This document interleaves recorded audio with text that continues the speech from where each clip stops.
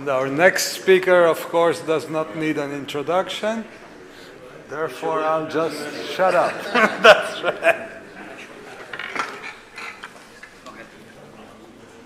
His name is Sophia's.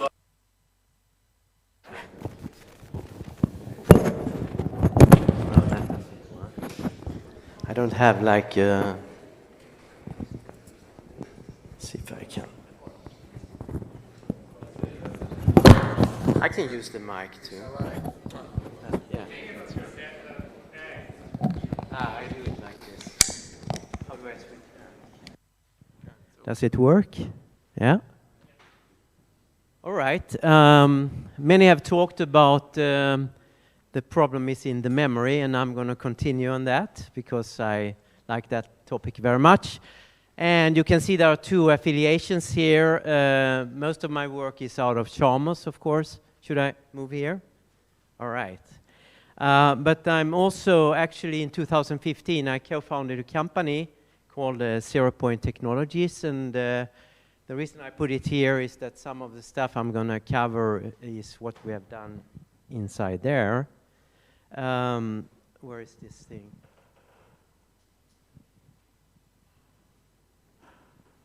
A few words about Matteo. Well, he disappeared, right? So we can skip that one. But I like that picture of Matteo. It was actually taken in 2009 when he got an honorary doctorate from Chalmers University of Technology. See how? But he's not here to enjoy it, so anyway. Challenges with compute-centric architectures. Well, the bottom line is that the way we have architected our systems is very much the old paradigm of, exploiting locality to its fullest extent. And the problem now is that, as we all know, many speakers have covered, is that applications are becoming more and more data-centric, right? So the challenges are, of course, the problem is that, I think we have to be even more aggressive how to, relieve us from this von Neumann bottleneck. We all know that this speed gap is still troubling us. Speed gap, memory access to compute. It's 2 orders of magnitude. And we're running out of pins, so we are bandwidth limited substantially. And of course, memory accesses are an enormous power waster with memory access costing 3 orders of magnitude more power than a floating point operation. So there is still a lot of work to do here. So what we have done over the dig deep into is actually how to use compression to address some of these challenges. A compressed memory hierarchy can be very useful, improve utilization of both caches and memory, thereby improving latency and bandwidth. Of course, you can also apply it to interconnections and improve bandwidth there. And very importantly, if you can bring data in a more compact form into the system, then into your chip, then you can save a lot of energy too, right? So I think one way of saying what I've done over the past few years is to come up with a new method to design vacuum cleaners for computers to get rid of the waste, right? So I'm going to talk a little bit about that. So it's not only we are all aware of reference locality and how we can exploit that, but there is also something called value locality. So there's a lot of redundancy in the memory system in the data that is stored. And it's actually, I'm going to talk about one opportunity that we got very excited about a few years back. And that's actually, think about a hypothetical cache that is only storing each unique value once, okay? Then question becomes how much smaller could we, how much could we shrink the cache if we smartly could remove all that redundancy in terms of duplicated values? Well, this graph, what it shows is, do I have like, shows the misses per kilo instruction as a function of the cache size. And the green one here is conventional cache, right? It does what it's supposed to do. Whereas the red curve here corresponds to this hypothetical cache. And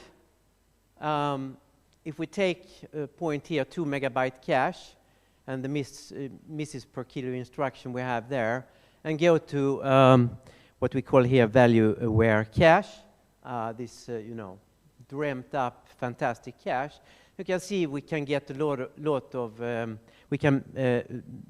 that can be built with a much smaller size.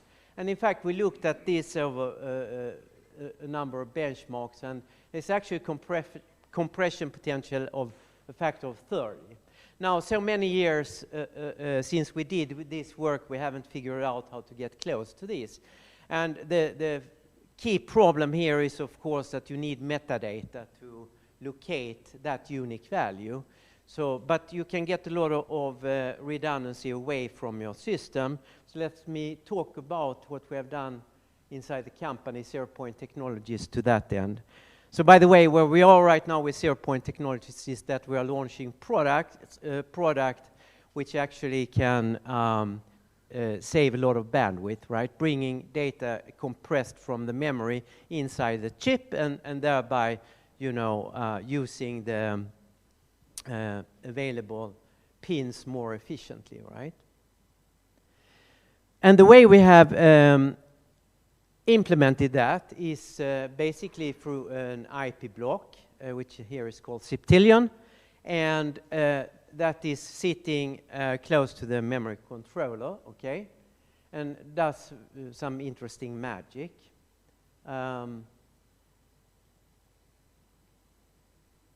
So it's capable of improving bandwidth by 30%, leading to actually 20% higher performance per watt. Very interestingly, so the next point is, of course, that you get a memory expansion going too. That would bring up performance and also lower power consumption. So with that, we would bring it up to 50% higher performance per watt. And if you also apply compression to the caches, we're not there yet, then you would actually get a doubling of performance per watt. So that's where we are heading here. It has a small chip footprint too. So let me actually, let's look at the anatomy of this Ziptilion to just point out some of the interesting things. So if we do a memory request, we're missing in the last level cache, then it's going to be intercepted by this IP block.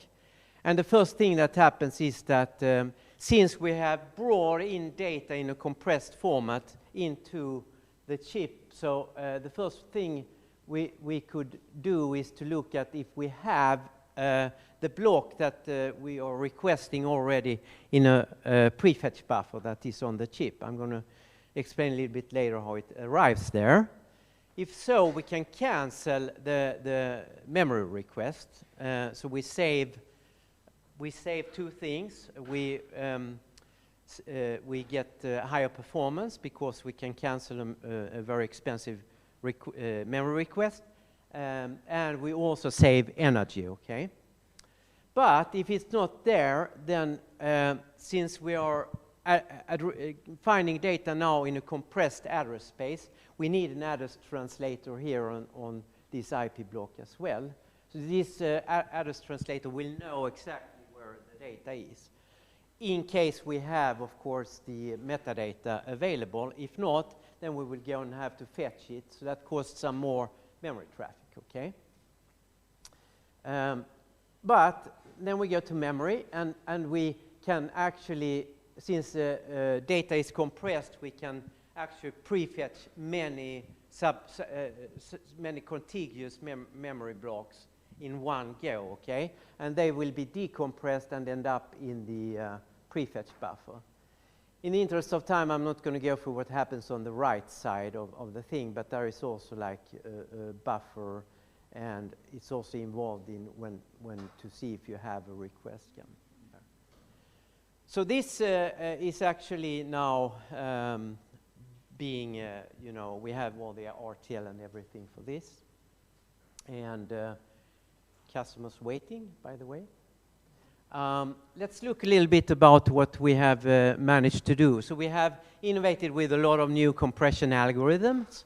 They need to be super fast because the decompression ends up on the critical memory access path. So we actually decompress blocks in a few nanoseconds, okay?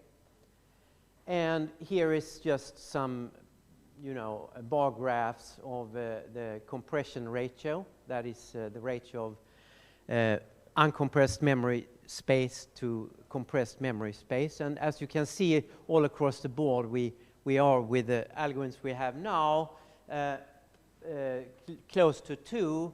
But in fact, we have algorithms on the roadmap that takes us to 3.5. So there's a lot of things we have done. Bandwidth expansion. So what happens here is that we enable higher memory bandwidth. And as you can see, it's quite a lot, 30% or so. And this, of course, translates into IPC improvement because, as I mentioned, we actually can cancel memory requests if we find them in the prefetch buffer of this IP block. Okay, so at Chalmers, to switch a little bit back to what we're doing at the university, we are working a lot on these data centric architectures. We are now 4 faculty members in computer architecture and some 20 PhD students and postdocs, so it's quite a big group.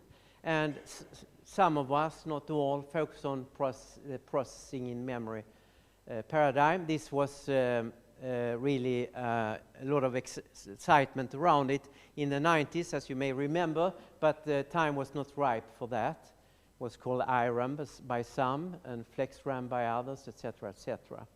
And the reason was, of course, because there was not any 2 reasons, I would say. No logic layer in the memory chips at the time, and it would also disrupt prevailing programming models because you would have to have multiple PIM chips, right? But now, certainly, time is the right, I think, for processing in memory, processing near memory, or whatever you call it, right? To put accelerators inside the memory chips. And the reason for that is, for example, HBM chips have a logical layer where you could, which is one interception point. The other one is, of course, more speculative, but you can go to resistive RAM and inject it into the processing in memory, doing, you know, processing in the memory cells itself. But there are a lot of hard problems. So what we are looking at is actually a scale-up system of PIM chips. And this takes me back to the NUMA days, of course. And what we are really interested in revisiting is actually replication and migration schemes more at the hardware level than the NUMA schemes at you know, a couple of decades ago. So that's one of the things. I think I stop there in the interest of time and take questions. Thank you.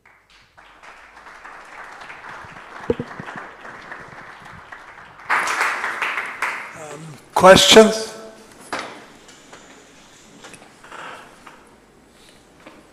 Well, people must be hungry.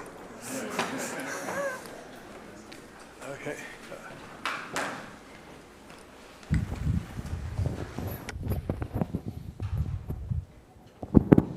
Hi, Bear. I'm wondering if you have thought in your basically content deduped cache about security in side channel attacks?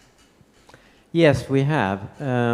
So there is, yeah, I could actually, no, I don't have the slides, but you remember the IP block, and there is this prefetch buffer, and actually one possibility that we're looking into now, that where a side channel can actually open up, is that you could. It was the one with the IP block, the anatomy of the item.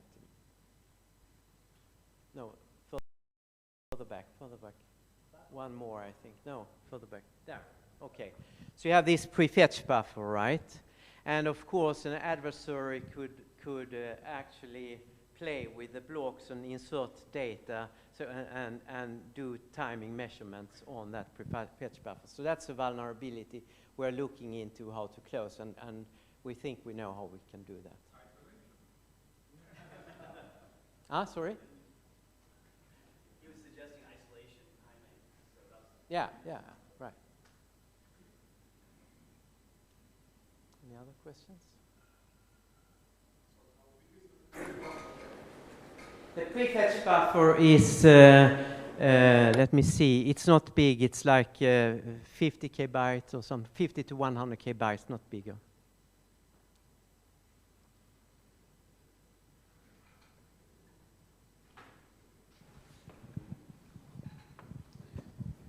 Can you extend how you deal with coherency in a compressed data? Coherency with compressed data. In this deployment here, we only keep it compressed in the main in DRAM, right? Yeah, but suppose So that then we you have decompress it. I/O. Suppose that you have some I/O that conflict with the compressed data. Right. Yeah. Can you give me a little bit more of a scenario where that could be an issue? Because I don't see it. Okay. I don't think so.